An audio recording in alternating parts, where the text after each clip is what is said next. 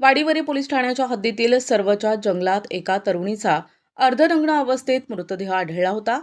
तिच्या गळ्यात चाकू अडकला होता. तसेच एका बाजूला अर्धवट खाल्लेला पिझ्झाही आढळून आला. घटनेचं गांभीर्य ओळखून पोलिसांनी तातडीनं तपास चक्रे फिरवले. अवघ्या काही तासात पोलिसांनी हत्येचा छडा लावलाय. ही हत्या दुसरं तिसरं कोणी नव्हे तर तरुणीचा एक्स प्रियकरानेच केल्याची माहिती आता समोर आली आहे.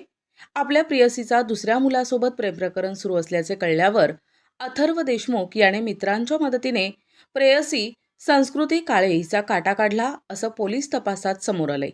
पोलीस अधीक्षक बाळासाहेब पाटील यांनी याविषयी माहिती दिली आहे. वाडीवरी पोलीस स्टेशनच्या हद्दीमध्ये एका अल्पवयीन मुलीचा मर्डर हा काल झालेला होता. याच्यामध्ये कुठल्याही स्वरूपाचे क्ल्यू नव्हते, कुठल्याही स्वरूपाचे पुरावे उपलब्ध नव्हते. यामध्ये मुलींची आयडेंटिटी क्लिअर नसल्यामुळे ती आयडेंटिटी एस्टॅब्लिश करण्यासाठी संपूर्ण राज्यामध्ये मेसेज केले गेले.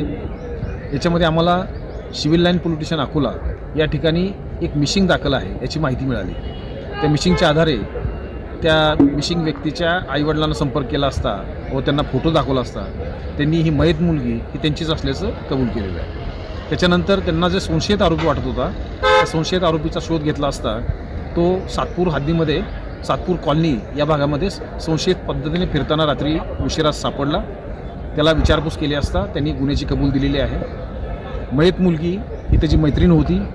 तिच्यावर संशय आल्याने त्यांनी बुलढाण्यावरून नाशिककडे येताना रस्त्यामध्येच तिचा मर्डर केलेला होता आणि तिचं प्रेत गाडीमध्ये टाकून या घटनास्थळावर घेऊन आलेला होता.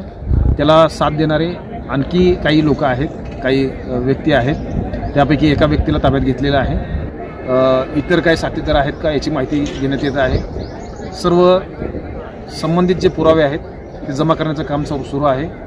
वाडीवरी पोलीस स्टेशनचे प्रभारी अधिकारी या गुन्ह्याचा अधिक तपास करतात. हा संदीप फाउंडेशन या कॉलेजमध्ये FYला शिकत होता आणि मुलगी ही 11वीमध्ये अकोला या ठिकाणी शिकत होती.